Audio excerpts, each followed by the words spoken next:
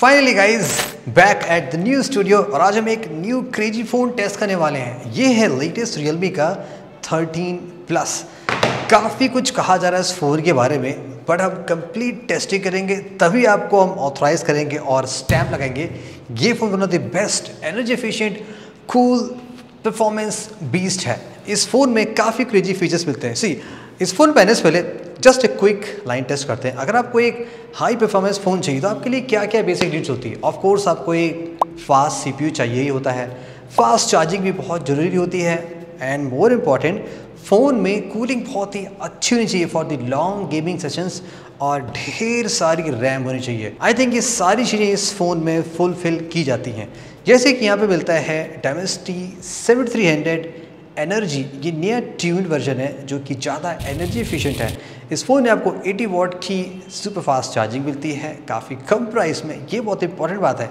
Also इस phone में one of the biggest VC cooling chamber मिलता है, जिससे फ़ोन रिलेटिवली काफ़ी कूल रहता है, और इस पर हमें कुछ एग्जैक्टली डिटेल टेस्ट परफॉर्म भी करना है। नॉट जस्ट दैट, इस फ़ोन में आपको 26 GB रैम मिलता है। आई थिंक आपने ऐसा सुना होगा कि 8 GB है तो 8 वर्चुअल मिलता है। यहाँ पे ऐसा नहीं है, 12 GB रैम लेते हैं तो आपको 14 GB वर्चुअल मिलता है। ये फ़ोन एक नहीं दो नहीं बल्कि 30 से ज़्यादा एप्लीकेशन भी मेमोरी में रख सकता है।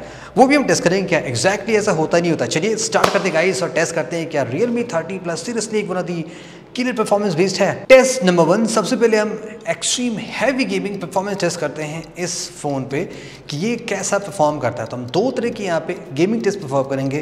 कंप्लीट 30 मिनट प्लस हम आउटडोर कंडीशन में प्ले करेंगे, जो कि कम्प्लीटली नेचुरल से होता है, यानी कि वहाँ पे आप कोई भी कंट्रोल टेम्परेचर नहीं रख सकते हैं। सेकेंड, हम यहाँ पे इंडोर एसी में अराउंड 27 से 26 डिग्रीज में कंट्रोल एनवायरनमेंट में गेम प्ले करने की कोशिश करेंगे और कॉन्स्टेंटली इसका टेम्परेचर भी मॉनिटर करेंगे।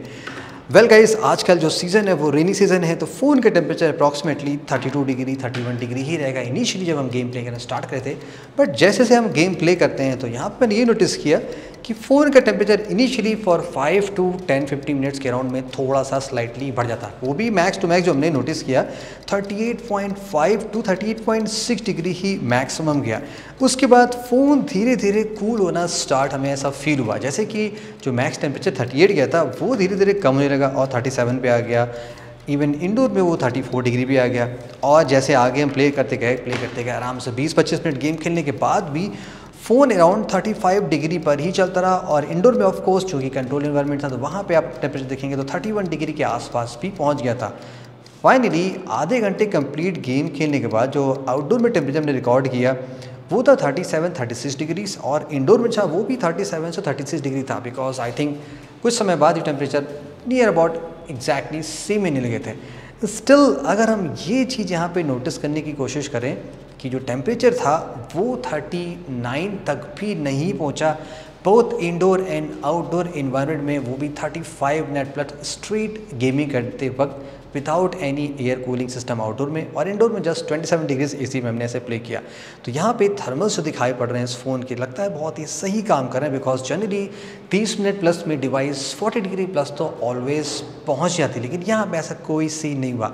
अनदर कूल पार्ट यहाँ पे जो मैंने ये नोटिस किया वो ये गाइस कि अगर हम FPS चेक करें, जैसे हम HDR में गेम प्ले किए तो यहाँ पे हमें कॉन्स्टेंटली 59 FPS के प्लस ही गेमिंग करते वक्त मिला सपोर्ट।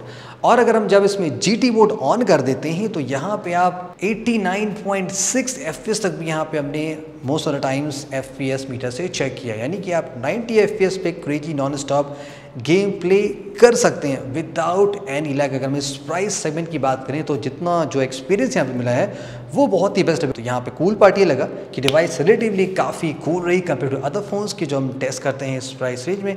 ऑल्सो FPS भी यहाँ पे बहुत ही कॉन्स्टेंट है। यूजली अगर आप 20K के अराउंड में फ़ोन्स देखेंगे तो वहाँ पे सुपर फास्ट चार्जिंग नहीं मिलती है, मिलती भी है तो उतना फास्ट चार्ज करते नहीं है। Realme 13 Plus में आपको 80 वॉट मिलता है, जितना हमने टेस्ट किया है।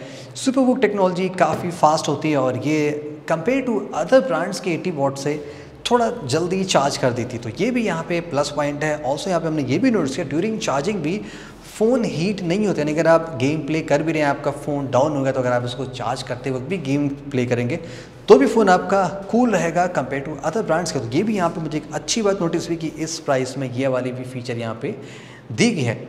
For the cooling mechanism generally आपने देखा होगा कि फ़ोन्स में for the cost saving aluminium या उससे कोई मिक्सचर यूज़ किया जाता है, not the complete stainless steel. वो फ्लैगशिप फोन्स लेवल में होता है। इस फ़ोन में जितना मैंने पढ़ा है अप्रॉक्सीमेटली 6050 मिलीमीटर स्क्वायर का आपको big stainless steel VC cooling chamber मिलता है। I think that's the reason ये फ़ोन अदर फोन से जो 3-4 डिग्रीज कम टेम्परेचर में रह रहा है, तो ये भी एक अच्छी बात है। मे भी फ्यूचर में इसका हम कभी टेयर डाउन करते हैं और आपको डिटेल में दिखाता हूँ कि इसके एग्जैक्टली अंदर में क्या चाहता फ़ोन है। फिलहाल एक्सपीरियंस में तो ये काफ़ी सही लग रहा है।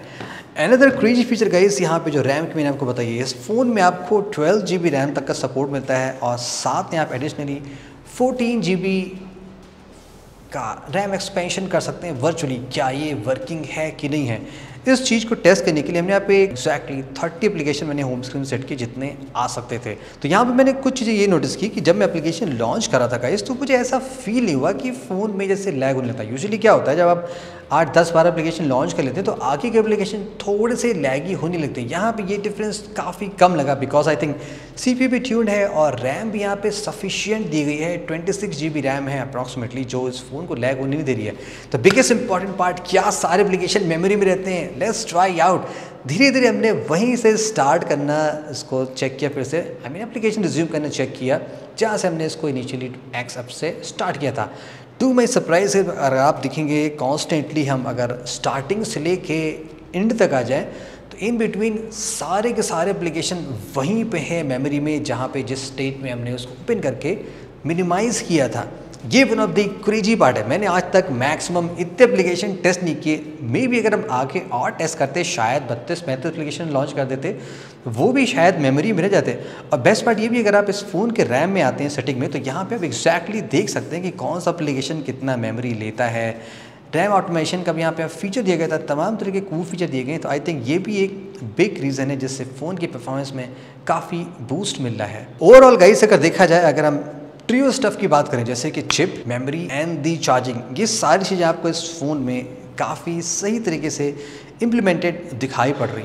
तो यस, अगर हम इस प्राइस में देखें कि जिस प्राइस में फ़ोन आपको ये मिलता है, ये definitely one of the best performing phones मान सकते हैं। बिकॉज जस्ट ऐसा ही नहीं होता कि आपके फ़ोन में 90 FPS दे दी जाए। 90 FPS रिलेटिवली आपको कॉन्स्टेंटली मिलना चाहिए, फ़ोन कूल लेना चाहिए, फास्ट चार्जिंग मिलनी चाहिए, मेमोरी के इश्यूज़ नहीं होनी चाहिए। वो सारी चीज़ें आपको इस फ़ोन में मिलती है। तो हमारी तरफ से ये परफॉर्मेंस टेस्ट में कम्प्लीटली पास होता है।